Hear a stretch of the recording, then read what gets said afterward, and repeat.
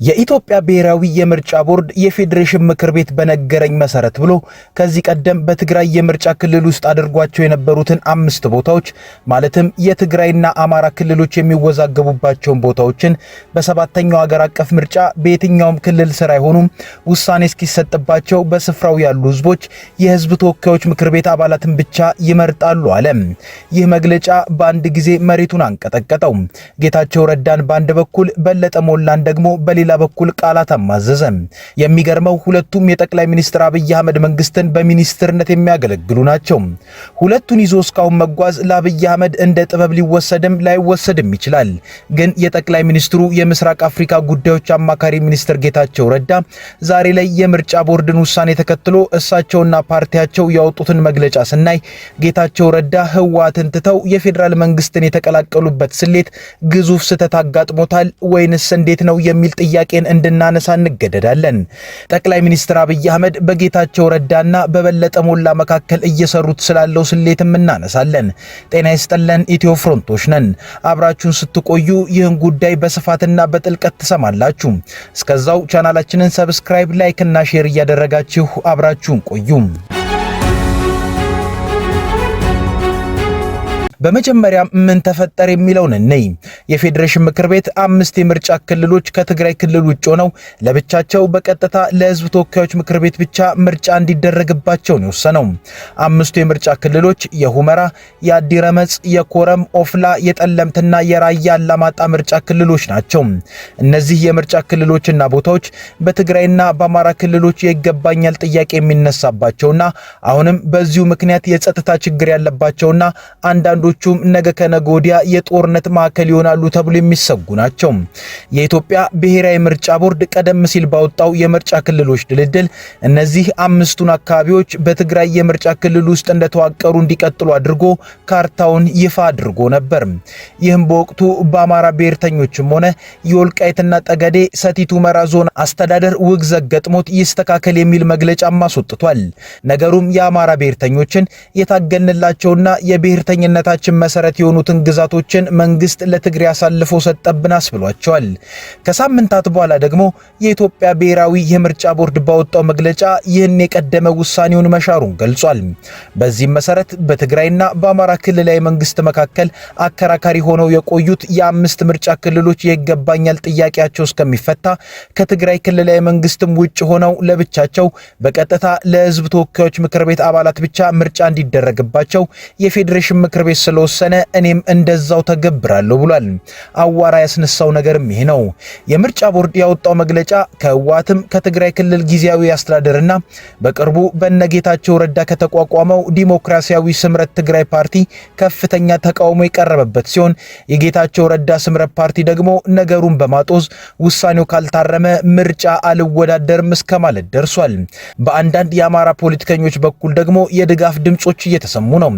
ነገር ግን በሁለቱ ባለስልጣናት መካከል ማለትም በጠቅላይ ሚኒስትሩ የምስራቅ አፍሪካ ጉዳዮች አማካሪ ሚኒስትርና በስምረት ፓርቲ ሊቀመንበሩ ጌታቸው ረዳና በሳይንስና ኢኖቬሽን ሚኒስትሩ የአማራ ብሔራዊ ንቅናቄ አብን ፓርቲ ሊቀመንበር በለጠ ሞላ መካከል በፌስቡክ ጭምር የተካሄደው ሽኩቻና ምልልስ የብዙዎችን ትኩረት ይዟል። ጌታቸው ረዳ ውሳኔውን በተቃወመበት ጽሁፉ የፌዴሬሽን ምክር ቤት አፈ ጉባኤ ደብዳቤ የሀገራችንን ሰላም የበለጠ ከማወክ ውጪ ሌላ ትርጉም አለው ብዬ አላምንም ሲል የአብን ሊቀመንበሩና የሳይንስና ኢኖቬሽን ሚኒስትሩ በለጠ ሞላ ደግሞ የጌታቸውን ጽሁፍ በማያዝ የምርጫ ቀጠናዎችን በተመለከተ መንግስት የወሰነው ውሳኔ ህጋዊና የፕሪቶሪያ ስምምነትን ያከበረ ነው።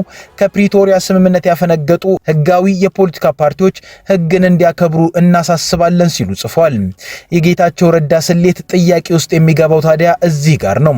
ለጌታቸው ረዳ የፌዴሬሽን ምክር ቤት ውሳኔ ያልተጠበቀ ይሆን ይመስላል።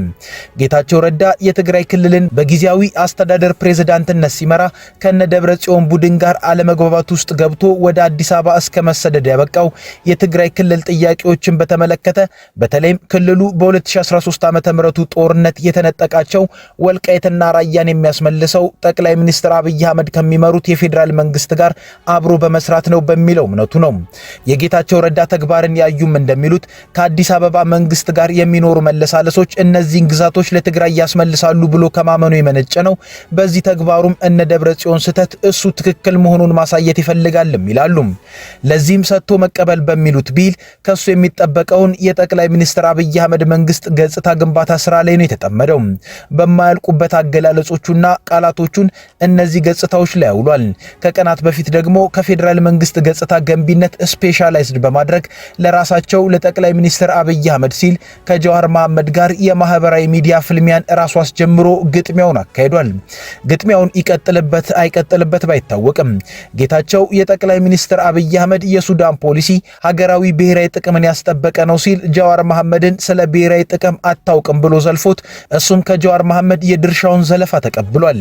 ጌታቸው ረዳ ለጠቅላይ ሚኒስትር አብይ አህመድ የፌዴራል መንግስት ገጽታ ግንባታ ሲል ከኮሪደር ልማት እስከ ርዕዮተ ዓለም ላሉ ጉዳዮች መወድስን የሚያዘንበው ትላንት በከረረ ትችት ያልቻለውን የትግራይ ክልልን ግዛቶችና ተፈናቃዮችን የማስመለስ ጉዳይን ዛሬ ደግሞ ተጠግቶ በመስራት ሊሞክረው እንደሆነ የሚያነሱ አሉ። እዚህ ጋር ግን ጌታቸው ረዳ አውቆትም ይሁን ሳያውቀው ስህተት ውስጥ የሚያስገባው ስሌት ጠቅላይ ሚኒስትር አብይ አህመድ እንደሱ አይነት የትግራይ ክልል ጥቅምን እናስከብራለን የሚሉ ሰዎችን መያዝ እንደሚፈልጉት ሁሉ የአማራ ክልል ጥቅምን እናስከብራለን የሚሉ ግን ብዙ የማይሞግቷቸውን ሰዎች እንደሚፈልጉ መርሳቱ ነው። ይህ በአጭሩ ሲገለጽ ጌታቸው ረዳ ራሱን ለጠቅላይ ሚኒስትር አብይ አህመድ አስፈላጊ አድርጎ ማየቱ ስህተት ባይኖረውም የአብኑ በለጠ ሞላንም ጠቅላይ ሚኒስትሩ እንደሚፈልጓቸው ግን የሚረሳ መሆኑ ነው። ነገር ግን ጌታቸው ረዳ የትግራይ ክልል ጥቅሞች ናቸው ያላቸውን ጉዳዮችን በፌዴራል መንግስት አማካሪነቱ እየተጠቀመ ሲያቀነቅናቸው የሳይንስና ኢኖቬሽን ሚኒስትሩና የአብኑ ሊቀመንበር በለጠ ሞላ ከስር እየተከታተሉ እኔም አለሁ እያሉ እያስታወሱት ነበር። ይግባው አይግባውም ባይታወቅም ለምሳሌ ከወር በፊት ጌታቸው ረዳ በአዲስ አበባ ካሉት የአሜሪካ አምባሳደር እርቪን ማሲንጋ ጋር የትግራይ ክልል ሰዎች ምዕራብ ትግራይ የሚሉት የአማራ ክልል ሰዎች ደግሞ ወልቃይት ጠገዴና ሰቲት ሁመራ ዞን የሚሉት ቦታ አብረውት ሄደው ነበር። ከስፍራው ቆይታ በኋላ ጌታቸው ረዳ በማህበራዊ ሚዲያ ገጹ ላይ ለአምባሳደር እርቪን ማሲንጋ ምስጋናን ሲያቀርብ የተጎበኘውን ቦታ ምዕራብ ትግራይ እያለ ነበር የጻፈው። ወዲያው ነበር በለጠ ሞላ የጌታቸው ረዳን ፖስት ስክሪንሻት በማድረግ አምባሳደር ማሲንጋ ሽሬ እንደሄዱ አላውቅም ነበር፣ ምዕራብ ትግራይ እሱ ነው፣ ወልቃይትማ ነፃ ወጥቷል አይነት ትርጉም ያለውን ምላሽ ከላይ ጻፉት። በለጠ ሞላ የምርጫ ቦርድን ውሳኔ ስምረት ፓርቲ የተቃወመበትን መግለጫን ጌታቸው ረዳ በማህበራዊ ገጹ ላይ ሲያጋራም በተመሳሳይ መልኩ ስክሪንሻት አድርገው እስከነ ትችቱ ለጥፈዋል። ይህ የሚያመለክተው በለጠ ሞላ ለጌታቸው ረዳ እንዳንተው ለጠቅላይ ሚኒስትር አብይ አህመድ አስፈልጋለሁ እያሉት መሆኑን ነው። እርግጥ ከዚህ አንጻር በለጠ ሞላ ተሳስተዋል ማለት አይቻልም። እንዳሉትም ከጌታቸው ባልተናነሰ ለአብይ ያስፈልጋሉ። ምክንያቱም የአማራ ብሔርተኝነት በከፍተኛ ደረጃ አድጎ የዚሁ የአማራ ብሔርተኝነት ውላጅ የሆነው የአማራ ብሔራዊ ንቅናቄ ፓርቲ አብንን ያንን ከሚያክል ተቀናቃኝነቱ ዛሬ ከአብይ አህመድ መንግስት ጋር ወደ መተባበር የመጣው በበለጠ ሞላ የፓርቲው ሊቀመንበርነት ጊዜ ነው። ዛሬ ላይ በበለጠ ሞላ የሚመራው አብን የተባለው ፓርቲ በአማራ ክልል ውስጥ ከጠቅላይ ሚኒስትር አብይ አህመድ ብልጽግና ፓርቲ ጋር ሊፎካከር የሚችል አይደለም፣ የምርጫ አጣማሪም ለመሆኑ እንጂ። በለጠ ሞላ ቢያንስ ለአብይ አህመድ መንግስት የአማራ ብሔርተኝነት ፓርቲ ሆኖ እንዳይቆም ውለታ አልሰሩም ማለት አይቻልም። ይህ ማለት ጠቅላይ ሚኒስትር አብይ አህመድ እነ ጌታቸው ረዳን ቢፈልጉም እነ በለጠ ሞላንም ይፈልጋሉ ማለት ነው። የጌታቸው ረዳ ትልቁ የስሌት ስህተትም አብይ አህመድ የሱን መለሳለስ እንደወደዱት ሁሉ የነ በለጠ ሞላን ተለሳልሶ ዛሬ የቆሙበት ላይ መቆማቸውንም እንደሚወዱት መርሳቱ ነው። ለጠቅላይ ሚኒስትር አብይ አህመድ የፌዴራል መንግስት ዛሬ ላይ እነ ወልቃይትና ራያን የዚህ ክልል ናቸው ብሎ መወሰኑ ከባድ ነው። ቢቀለው ኖሮ የፕሪቶሪያን ስምምነት በፈረመ ማግስት ይፈጽመው ነበር። የፌዴራል መንግስት ለትግራይ ክልል ቢወስን አማራ ደሜን ያፈሰስኩበት ነው ብሎ መቀወጡ አይቀርም። ለአማራ ክልል ቢወስን ደግሞ የፕሪቶሪያውን ስምምነት ጣሰ መባሉ አይቀርም። ለዚህም ነው ባገኘው ተሻገር አፈ ጉባኤነት የሚሰራው የፌዴሬሽን ምክር ቤት ግራ የገባውን ውሳኔ ወስኖ ይህንንም ውሳኔ በብሔራዊ ምርጫ ቦርድ በኩል ያስነገረው። የግራ አጋቢ ውሳኔነቱ ማሳያም ብዙ ነው። አንዱ ህጋዊነቱ ነው። የፌዴሬሽን ምክር ቤት የሆነን ስፍራ የዚህ ክልል አካል ነው ወይንም የማንም አካል አይደለም ብሎ ለመወሰን የሚችለው ለዛ አካባቢ ህዝበ ውሳኔ የተደረገ እንደሆነ ነው። አሁን ላይ ምንም አይነት ህዝበ ውሳኔ ሳይደረግ እነ ወልቃይት በራሳቸው ለህዝብ ተወካዮች ምክር ቤት አባላት ብቻ ምርጫ ይደረግባቸው ማለቱ አስገራሚ ነው። እነ ወልቃይትና ራያ ላይ ለፌዴራሉ የህዝብ ተወካዮች ምክር ቤት አባላት ብቻ ምርጫ ይደረግባቸው መባሉም ሌሎች ውጤቶችን የሚያስከትል ነው። አንዱ ለህዝብ ተወካዮች ምክር ቤት ብቻ ምርጫ ሲደረግባቸው የትኛውም ብሔር የወከሉ ፓርቲዎች ናቸው የሚወዳደሩት የሚለው ጥያቄን የሚያስነሳ ነው። ለምሳሌ ህወሓት እንደሚለው የትግራይ ተወላጆች ከወልቃይት ወልቃይት ተባረዋል። ታዲያ እነዚህ ቦታዎች ላይ የትግራይና የአማራ ብሔርን እንወክላለን የሚሉ ፓርቲዎች ሁሉም ቢወዳደሩ እንኳን ነዋሪው ማንን እንደሚመርጥ ከኢትዮጵያ ፖለቲካ ስሪት አንጻር ቀድሞ ስለሚታወቅ የፌዴሬሽን ምክር ቤት አካባቢዎቹን ከሁለቱም ክልሎች ነፃ ናቸው ብሎ የወሰነው ውሳኔ የተሳሳተና ለአንዱ ክልል ያደላ መሆኑን ያሳየ ነው። በሌላ በኩል በእነዚህ አወዛጋቢ ስፍራዎች የሚደረገው ምርጫ ለሕዝብ ተወካዮች ምክር ቤት ብቻ መሆኑ ምርጫውን ለይስሙላ ያደርገዋል እንጂ የነዋሪዎቹን ችግር በፍጹም አይፈታም። ምክንያቱም የእነዚህ አካባቢ ነዋሪዎች ዋናው ችግር የበጀት ነው። የፌዴሬሽን ምክር ቤት የበጀት ቀመር ውስጥ ለመግባት ደግሞ አካባቢዎች በብሔር ተወክለው የግድ በፌዴሬሽን ምክር ቤት ተወካዮቻቸው ሊኖሩ ያስፈልጋል። በሕገ መንግስቱ መሰረት ደግሞ የፌዴሬሽን ምክር ቤት አባላት በየክልሉ ለክልሎቻቸው ምክር ቤቶች ብሔሮችን ወክለው የተመረጡ ናቸው። እነ ወልቃይት ደግሞ ለክልል ምክር ቤት አትመርጡም ተብለዋል። ስለዚህ ከየትኛውም ብሔራዊ ክልል ውስጥ አትካተቱም ስለተባሉ የክልል ምክር ቤት ውስጥም ስለሌሉ የፌዴሬሽን ምክር ቤት ከሚያወጣው የበጀት ቀመር ድልድል ውጭ ናቸው። ስለሆነም እነዚህ ቦታዎች ላይ ለሕዝብ ተወካዮች ምክር ቤት ብቻ ምርጫ መደረጉ በጀት ስለማያስገኝ ለነዋሪዎቹ ትርጉም አልባ ናቸው። የአማራ ብሔርተኛ ነን የሚሉ አንዳንድ አካላቶች ምርጫ ቦርድ ባወጣው መግለጫ ደስተኛ ሆኗል።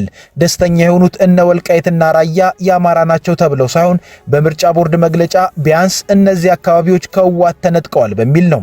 እንደ ጌታቸው ረዳ የስሌት ስህተት ሁሉ የነዚህም እሳቤ ስህተት ነው።